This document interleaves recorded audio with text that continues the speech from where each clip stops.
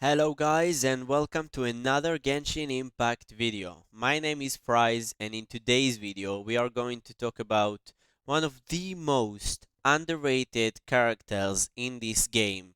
A character that most people, most YouTubers, most players don't play or don't like. And I'm talking about the Traveler.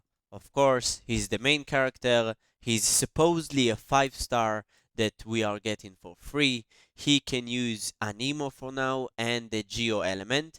And in this guide, I am going to talk about the Geo element, how I build it, the team composition that I have right now thanks to the new banner of Zhongli, and let's get into it. Let's start with a small introduction with our character. The Traveler is a 5-star character that we are getting for free right off the start. And as we progress through the game, we will be getting his constellations for free as well. In the most early part of the game, at the scene that we are watching right now, you will be presented with the choice of a female traveler or a male traveler. The choice won't affect your stats or your skills, meaning you can choose whoever you like more. The female's true name is Lumine and the male's true name is Eder, and that also doesn't matter since you will be able to choose your own name. After we pick our character's gender, we will be given the Anemo element, which has one of the most useful artifact sets in the game. And as with any other character in the game, we have two main skills, an elemental skill and an elemental burst, our ultimate. Our elemental skill acts like a small Rasengan, gathering all enemies around us, dealing Anemo damage and the bonus elemental damage based on whatever element that it interacts with. Meaning, if it comes to interaction with the pyro element, it will also deal pyro damage. Finishing the skill with a big bang, a big blast which pushes enemies away and dealing even more damage. Our ultimate creates a huge tornado that travels forward and carrying almost everything in its path, dealing Anemo damage to enemies and dealing elemental damage also based on what element it interacts with, meaning it could become a pyro tornado, an electro tornado, a hydro tornado, whichever tornado you would like, you can have it. So after reaching Liyue for the first time, we will come to a tower of Geo, and we will be able to receive the Geo element from it, resonate with Geo, and then we will become a Geo Traveler. The Geo Traveler is the one that we will use for this build. Our elemental skill now creates a Geo construct that deals Geo damage to whatever it hits and create a crystallize effect if it comes to interaction with another element. Our ultimate, Wake of the Earth, creates shockwaves all around us, dealing Geo AoE damage, finishing with walls all around us. From here on out, I'm going to speak only about the Geo Traveler because we are going to build him and not the Anemo Traveler.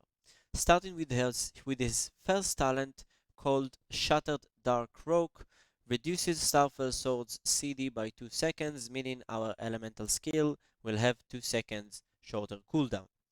The second talent, Frenzied Rock Slide, will do the final hit of normal attack combo triggers a collapse, dealing 60% of attack as AoE geo damage. It actually deals geo damage to all those around us in the last hit of our normal attacks. One of my favorite things about the Traveler is that we get all of his constellations, both for his Anemo and for his Geo, for free, completely free. For his first constellation of the Geo, all party members within the radius of Wake of the Earth, meaning within the walls of his ultimate, have their crit rate increased by 10% and have increased resistance against interruption while fighting within the walls of his ultimate. For his second constellation, when the meteorite created by Starfell's sword is destroyed, it will also explode, dealing additional AoE geo damage equal to the amount of damage dealt by Starfell's sword, meaning our constructs deal double damage. Our third constellation just raises our ultimate by 3 levels. Our fourth constellation allows us to regenerate more energy with our ultimate. Specifically speaking, the shockwave triggered by Wake of the Earth regenerate 5 energy for every enemy hit. A maximum of 25 energy can be regenerated in this manner at any time. Our 5th constellation just raises our elemental skill by 3 levels, and our last constellation, the barrier created by Wake of the Earth, lasts 5 seconds longer, meaning our walls of the ultimate last 5 seconds longer, and our meteorite created by Starfall's sword lasts 10 seconds longer. That's pretty nice, especially with how Zhongli's elemental skill resonate with the constructs of the Geo character. So this was quite a long yet lovely introduction to our Traveler. If you liked it, make sure to like the video, and we will start with the build, starting with his artifacts. As you can see, I'm using 4 pieces of Gladiator's Finale, which gives me an 18% increase to my attack and 35% increase to my normal attack damage. Starting with our flower. Our flower is plus 20. It gives us flat attack, attack percent, energy recharge, and crit damage bonus. Our feather gives us crit damage, elemental mastery, attack percent, and HP%. Kind of a meh artifact. Crit damage is pretty good though. As for the watch or sand, whatever you want to call it, it gives us attack percent, HP%, energy recharge, crit rate, and attack. This is quite nice. For our cup, it has nothing to do with the Gladiator's Finale set, though we only need 4 pieces for a complete set. It gives us 58% physical damage bonus, flat HP, crit rate, attack, and attack percent. Pretty nice. And for our helmet, we get a crit damage helmet. It has substats of energy recharge, flat attack, flat defense, and attack percent. This is plus 12. As you can see, this is plus 20, plus 20, plus 16, and plus 20. Moving to the Traveler's weapon of choice, I'm using the Black Sword. What I like about the Black Sword is that we are getting crit rate for a substat, and his passive Justice increases damage dealt by normal and charged attacks by 20%, and regenerates 60% of our attack as HP when normal or charged attacks scores a crit hit. This effect can occur only every 5 seconds. I didn't choose the prototype Franco since I want to put the Traveler out with basic attacks as much as I can. I know that the prototype Franco has a little bit more base attack and he's got the physical damage and the nice passive, but here we are getting the crit rate, which is pretty amazing. For his talents, I level them in this order. First of all, I'm leveling up my normal attacks, then I'm leveling our ultimate, and lastly, I am leveling our elemental skill. After we have viewed the Traveler's artifacts and weapon and talents, we will view his attributes. We have 16,000 HP, 1900 attack, 617 defense, and 23 elemental mastery, which is useless for a Geo character. He's got 54.6% crit rate, 118% crit damage, 117% energy recharge, and 58.3% physical damage bonus. The most important part of this guide is our team, which we were able to create only thanks to the new banner. So we got Zhongli and Xinyan from it, and we are using as our main DPS the Traveler and Bennet as our healer. For this team, as you can see, we are using 2 Geo characters and 2 Pyro characters. This allows us to have 2 resonances at the same time, Fervent Flames and Enduring Rock. For the Fervent Flames, we are affected by Cryo for 40% less time and increases attack by 25%. Enduring Rocks increases our resistance to interruption, and when protected by a shield, increases attack damage by 15%. Both of them together scales up to around 40%. I'm not sure what each of them is based on, but scales up to around 40% bonus damage, which is amazing, while shielded, of course. The first support in the team, Zhongli, got some base stats, nothing too fancy. The weapon is prototype Grudge. We're using it only for the energy recharge. For his artifacts, I'm using double Archaic Petra for bonus Geo damage and double Noblesse Oblige for bonus Elemental Burst damage. A deeper look at his artifacts. Plus 16 gives us some decent substats. Plus 13, plus 16, plus 20 Geo damage bonus cap, and plus 0. As for his talents, level 6, and level 7. For his constellations, I don't have any constellations for him. Next up, Xinyan. Still level 40, I haven't leveled her up yet. For a weapon, we're using the bell. Level 21, very weak weapon. For artifacts, we're using 4-piece Noble Oblige, just for this 4-piece set effect. Using an elemental burst increases all party members' attack by 20% for 12 seconds. This effect cannot stack, remember that. No constellations, talents, level 1, level 2, and level 1. Last but not least, Bennet. We're using him as a healer in this team. Some basic stats. He's level 50. For his weapon, we are using the Sacrificial Sword for the energy recharge and the passive Composed, which after damaging an opponent with an elemental skill, the skill has a 40% chance to end its own cooldown. Pretty nice for more energy recharge. For his artifacts, we're using 4-piece of the Exile. For the 4-piece set, using an elemental burst regenerates 2 energy for all party members, excluding the wearer. Okay, that's cool enough. For his constellation, we don't have his constellations yet. I know the first one is really important. I will get it someday. I hope so, if I might get lucky. For his talents, level 1, and level 2. As I promised, we will now go into the Spiral Beast with the team that we have made. We are going to take on the first half of the first chamber. We're going to use the same team that we have built. The second team doesn't really matter since we're not going to really play it. And we will pick the plus 20% to normal and charged attack.